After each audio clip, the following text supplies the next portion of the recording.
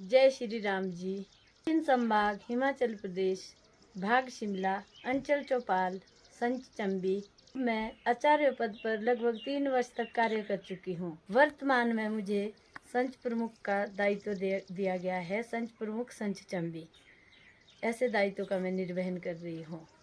मुझे एकल में जुड़कर बहुत प्रसन्नता हुई, क्योंकि पहले हम सिर्फ तक सीमित रहते थे, रसोई घर तक सीमित रहते थे। बाद में जब कल से जुड़ी तो बाहर जाने का मौका मिला, लोगों के बीच बातचीत करने का मौका मिला। पहले हमें अपना नाम बताने में भी खड़े होकर हिचकिचाहट होती थी, हिचकिचाहट भी दूर हो गई। और दूसरा जो संस्कारों की बात है, वो संस्कार हमें जो एकल में सीखने को मिले, हमें स्वयं को वो संस्कार हम में पहले से नहीं थे, और हम उन संस्कारों को बच्चों में आगे ढालने की भी पूरा प्रयास करते रहे हैं और करते रहेंगे।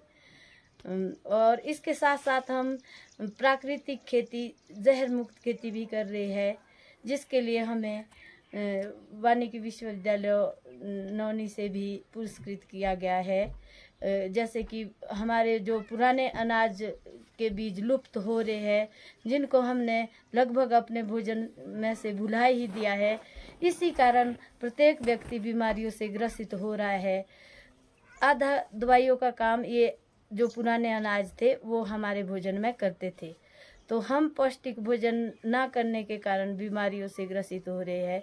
ये भी हम साथ साथ में लोगों को जानकारी दे रहे हैं। मेरे पतिदेव मास्टर ट्रेनर है, वो लगभग अभी तक 300 लोगों को ट्रेनिंग दे रहे हैं इस खेती की।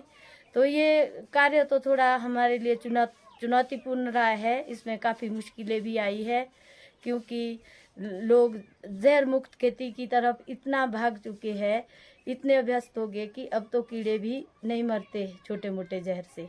उनके लिए भी बहुत पावरफुल जहर का इस्तेमाल करना पड़ रहा है, और इससे हम खुद भी बीमार हो रहे हैं, दूसरे लोगों को भी बीमार कर रहे हैं।